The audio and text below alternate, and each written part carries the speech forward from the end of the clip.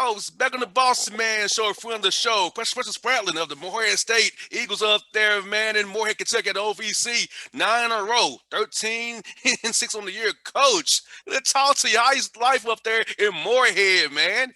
Man, life is great. Life is always great up here in beautiful Morehead, but especially on a winning streak right now, playing well. Life is good, man. We're healthy. You're staying safe. We got classes back in session, students on campus. So we got a lot of great things moving and shaking right now up here in Morehead. Now, Coach, let me ask you this about let's go about the March here, man. You all already played your tournament, then everything shut down. So how was it for you telling your guys bye after everything went down in March and not coming back on campus for a while and being away from your guys, man? How was that for you and your staff and your players as well? It was a little different for us. Obviously, there were a lot of teams throughout the country that didn't get to finish their seasons, and we did.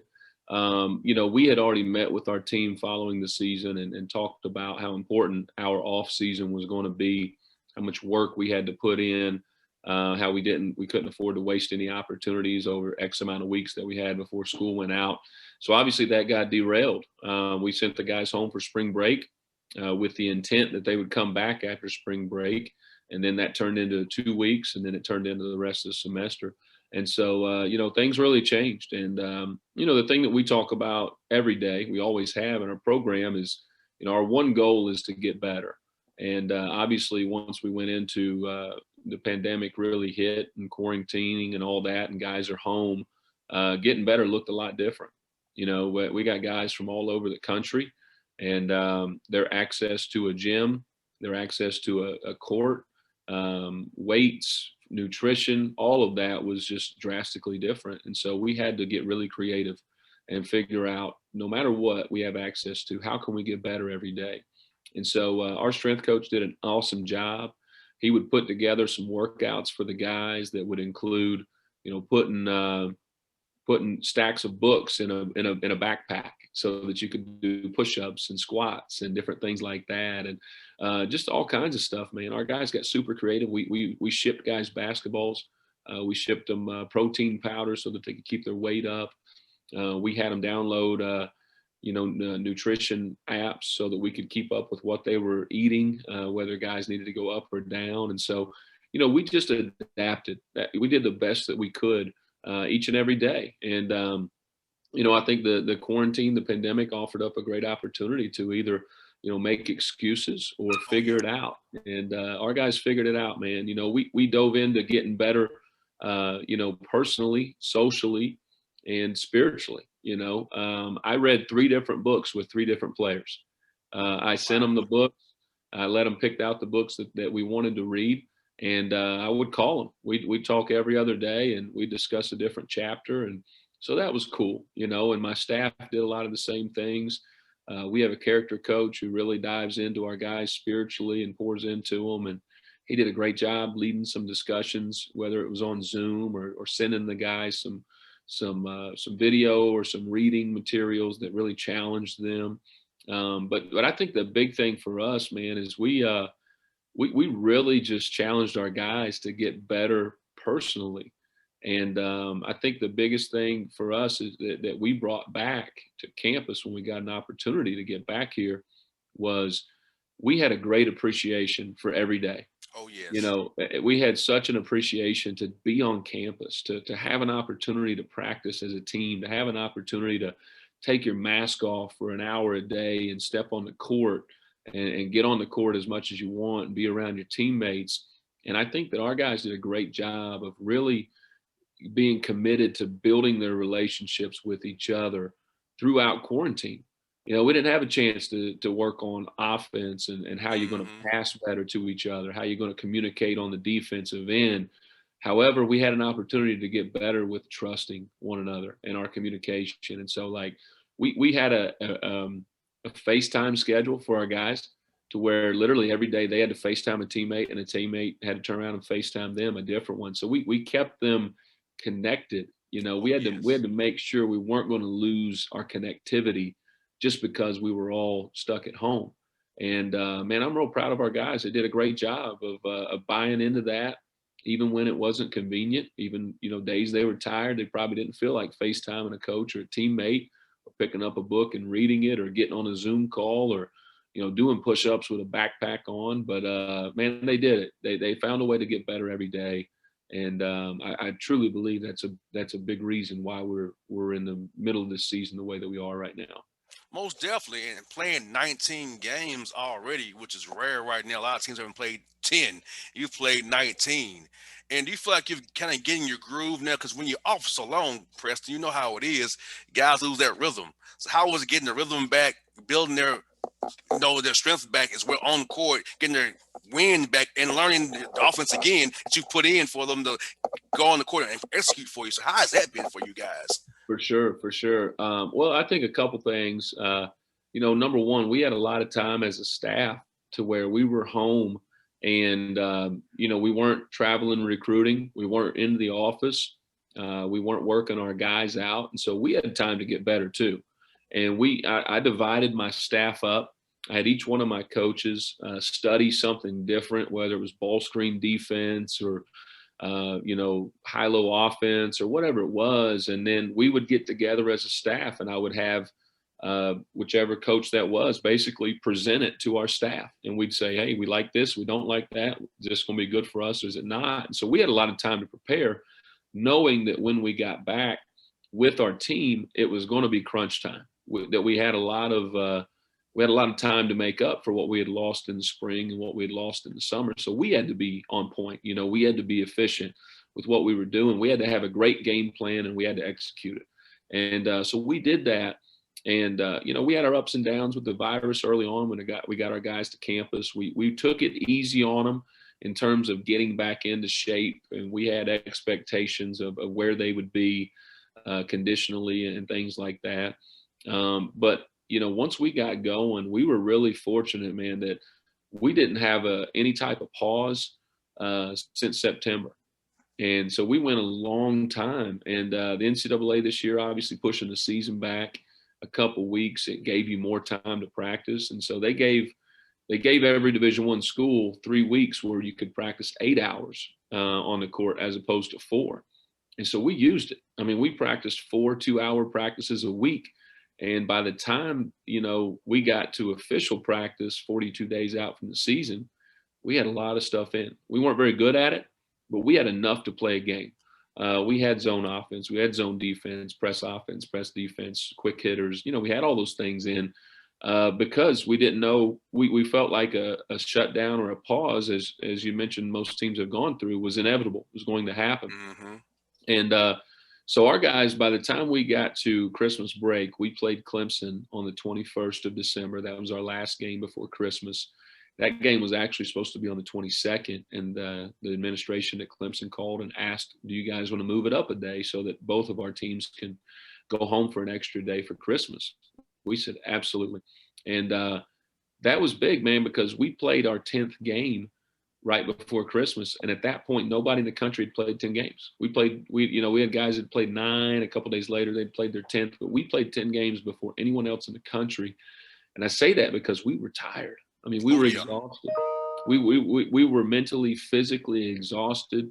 And so we got to go home for Christmas, which was important to me. We started planning out Christmas break with our players, with our administration, with their parents back in August. We had family Zoom calls where we talk about, hey, this is what Christmas needs to look like when your son comes home this year so you can do it safely. And going home for Christmas turned our season around. It really did. Our guys needed it physically. They needed to go home and see their families. They needed to get away from basketball for a couple days. They needed to get away from the weight of COVID protocols and curfew and all the things that we got in place to keep them safe. They needed to get away from it for a couple of days. And when they came back from Christmas, we had a great opportunity to work on us. We had 5 days to practice before we played Murray State. So we didn't worry about an opponent. We looked at ourselves. I had time as a coach to figure out, okay, what was good through the first 10 games, what wasn't, what are we going to keep, what are we going to change? And we tweaked some things. We tweaked some lineups and tightened up our offense, started emphasizing a couple new things. And it changed. It clicked for us. And that time was just so valuable for us, and we really needed that. And I think from a mental health standpoint with these student athletes, that's what the average fan doesn't understand Hmm. is, obviously everybody in the world has gone through quarantine and has been affected by the virus in some way, shape, or form, either your personal health, that of your family, financially, whatever it may be. But these athletes, it's different, man. I mean, Oh it is yes. a real concern because they are not college students. They're not normal college students. They're not normal college athletes. And it's a hard time to be a college athlete right now. It's a really hard time. And to be honest with you, it's a hard time right now to be a black student athlete with everything that we've got going on Oh socially throughout yes. our country. And so the weight of on these kids is real, man. It is real. And basketball has to be their release. It can't be a burden. It can't be something that adds pressure to them. It has to be the place where they come, they take the mask off for 2 hours and they get better and they have fun and they block out COVID, they block out, social justice and all that stuff that's going on right now. And so we tried to create that environment for our guys. We really have. We tried to make it as fun as we can for them so they're excited to come to the gym every day. And I'm real proud of where they're at right now. I really am. I think it's helpful if you're in Morehead, Kentucky. Like you're in Atlanta, Georgia, is a little different because they want to get out and enjoy the city. Morehead's a small college town, so it For helps sure. with the town as well. Helps keep you in that kind of bubble as well because the town's not that big. It's just Morehead State is there, and a few other things are there. So it's not the distraction you would have if you was in Louisville, even Richmond to a degree, with Absolutely. Eastern, or being at UT Martin. It's just the school there, right? You don't have to worry Sure. about going out and having a good time or having a temptation to go to a party or two that you shouldn't be at and catch COVID to the team. So I think being in Morehead helps you a lot as well. Yeah, without question. And, it really ties into our recruiting. We tell guys all the time, this is a small town. This is not a big city. The majority of our players are from big cities. We've got guys from Tampa, Orlando, Spartanburg, Charlotte, DC, Little Rock. I mean, you name it. They're all from big cities, Chicago. Um, but the selling point that we have for them here is we don't have any distractions to keep you from what's important. You got 4 years to be a college student athlete, and so focusing on your craft, your basketball, and focusing on your schoolwork is where your focus should be. And so we don't have a lot of distractions. It probably has helped us that we are here, but I think that our recruiting pitch to these guys before COVID has helped really cement that, that it's kept us safe, from the virus as we've been here. Preston, let me ask you this, man. How was it recruiting via Zoom? Because I know you love to see people and their families in person. How's it Yeah, trying to recruit your class for 21, 22 via Zoom, right, man? I know that's not your style, man. I know you want to see people in their homes, man. How's that been for you? for sure. It was really different. Not just the Zoom portion of it, but we really recruit hard. I mean, once we zero in on the kids that we want, we recruit them as an entire staff. I don't have one coach that recruits these kids and another. We literally recruit everybody as a full staff. And we're really big on videos and graphics and the perception of our town and our program and our campus. And so we've already had a lot of materials and things like that we used prior to COVID, but that stuff became even more important because now everybody has to use that. And so, Yes. instead of a recruit getting their first ever video from Morehead State, they got 20 videos from every school. So what's going to be different about ours? And so we had to be really creative with all of that content that we were sending guys. We've had a lot of success with official visits. When we get a kid here to campus, we've got nice things, but the separator for us is the people, and it's the commitment that we have. And so when we get to walk a player and their family around our campus and they get to meet people at the bookstore, they get to walk in the office and see our president, our athletic director, other coaches on the fly, student athletes, and they get to come to my home and have dinner with my family, and all of our coaches' families are there. They get to really feel the intimacy that we could provide for their son face to face. So we couldn't do that. We had to figure out a new way to do that. And so you mentioned Zoom. That was obviously something we had to do. We had Zoom meetings where we would take players on a tour, basically. So we would have coaches stationed throughout our arena, our practice gym, our locker room, our film room, up on campus. You name it, things that we would normally show them. when you got on a Zoom call with your family, each coach was on a different screen and able to walk you through and show you these things. And then I would kind of guide them through and talk through it. And so we did a lot of that stuff in the spring and obviously in the fall. And we got a couple commitments this fall for next year, kids that we were able to sign early. And, we're just thankful for those kids that that we were able to build a relationship with them, having not seen them in person. Oh And yes. that's weird, right? And so we had to go off of recommendation and word of their coaches and people that we trusted. We were very careful not to heavily recruit any players that played for a program that we didn't know their coach. If we didn't know their coach, we weren't very serious about them, because we needed that cosign. We needed that sense of trust to say, hey, we don't get to see this kid as many times as we'd like to in a normal year. We've got to be sure about them. We got to be able to trust on that relationship that we've had. So longstanding relationships became really important in recruiting this year, probably more than ever. Do you feel like you'll keep going forward with Zoom as part of your pitch going forward? Because I know it does save you on money for his travel. And that makes the ADs and presidents very happy when you say a little bit of dough for them there. I hope not. I think, man, recruiting is a face-to-face business. I like hopping on a plane and flying down and sitting in a kid's living room and having dinner with their family. To me, that's where that real trust, that real bond is built when you get to, and the respect is built when you get the chance to do that. I like having kids and their families come to my home. My wife is a better recruiter than I am. My two kids are better than me because they're very real, and we can't simulate that on a Zoom call. So I hope we get back to the in-person ability to recruit more than the Zoom stuff. You certainly save a lot of money, though. There's no doubt about that. You got a big game this week with your in-state rival of Murray State, man, down in Murray, Kentucky. Coach Matt McMahon does a great job, as you know, man. Tell us about some of them guys on film. Played them once this year, so they're going to try to come in there with game busters for you, man. So how's it been? Look, trying to get preparing for those guys. We've told our guys, hey, we're not sneaking up on anybody anymore. The first win that we got on our 9-game win streak was at Murray.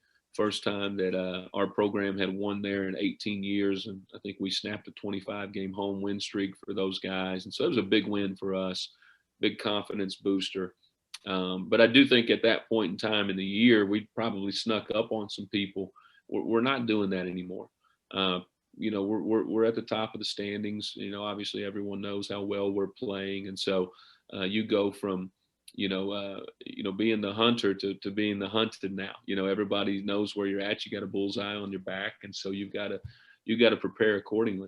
You're going to get everybody's best shot, and so just because we're playing here at home doesn't mean we're going to get an added, X amount of points or anything like that. So we got to come ready to play. And you're exactly right. Matt does a fantastic job. Matt and I are good friends, and appreciated him and as being a competitor of mine, since we've been here, and so he's got a very talented team. They've had some bumps in the road throughout conference, but they're going to get it going, and there's no doubt that they're talented enough to win this league. And so we've got to make sure we're preparing with that mindset that we're going to get the best Murray team that comes in here on Thursday night. We're not going to get the Murray team that's at the middle of the standings that we got right now. They gave Belmont a really good game on Saturday there too, so they've got confidence. I know they don't take. I know Matt doesn't like to take more victories, but hey, playing Casey's team the way he did, close game they played against Casey in the Belmont Bruins. They definitely get something to be keeping your eye on, because I know you're the guys are ready. I know you're gonna get them coached up. But I know they're gonna come on there ready to get a win. They got bad things. They might losing at home to Casey and those guys then at Belmont. Yeah, no doubt. I mean, Belmont's a great team this year. We played them twice coming up here in a few weeks to end the season. So we've seen them play. We haven't, given too much attention in terms of scouting those guys just yet. I want to focus on the games we have, but I know how good they are. Obviously, they've won a lot of games in a row. They're a couple games ahead of us in the standings right now, and so Matt and his team should draw some confidence from playing those guys to a one possession game. Could have gone either way, and that'll give anybody some confidence. And so we got to make sure that we're ready to play, and again that we're going to get their best shot coming in here on Thursday. That's one for you, Preston. Is how's it been getting to go home at night? You know, not traveling, being with your wife and your two kids, man. I know they love seeing you more than they have saw you in a long time this past year. Yeah, man, I tell you what, I don't think any coach in the country would tell you. I mean, for 6 months, I ate 3 meals a day with my family. For 6 months, it was unbelievable. Like we cooked, we cleaned. My wife, she had a long honeydew list of things that she always wanted me to do, and I couldn't run from it anymore. I had to do it. So I got a lot of things done. But man, the family time, we missed seeing friends. We missed getting to see other relatives that we hadn't got to do. We missed going out to eat and traveling. We usually like to travel a lot for vacation and things, but man, being at home with my wife and my two kids, I've got an 8-year-old son and a 3-year-old daughter. You'll never get that time back, especially in this profession as a Division I coach, because as you mentioned, the travel that you always have. So being home with them has really been great. And even this time of year, normally, I would have, this time last year, we played at Jacksonville State, and as soon as the game was over, I got on a plane and flew to Florida to see our two high school kids that we had signed. And obviously, you can't do that stuff now at the moment. And so those are times and extra moments you get to be at home with your family, and those are valuable. They're very valuable. Man, it's good catching with you again, Preston. I know it's been 2 years, buddy, but I'm sorry about that. I won't make it 2 more years. I promise you, buddy. I promise Yeah, you man. about that. I'm always down for a conversation, man. I appreciate you having us on here and giving us a chance to talk about our program and our players and giving them some recognition. It's really appreciated.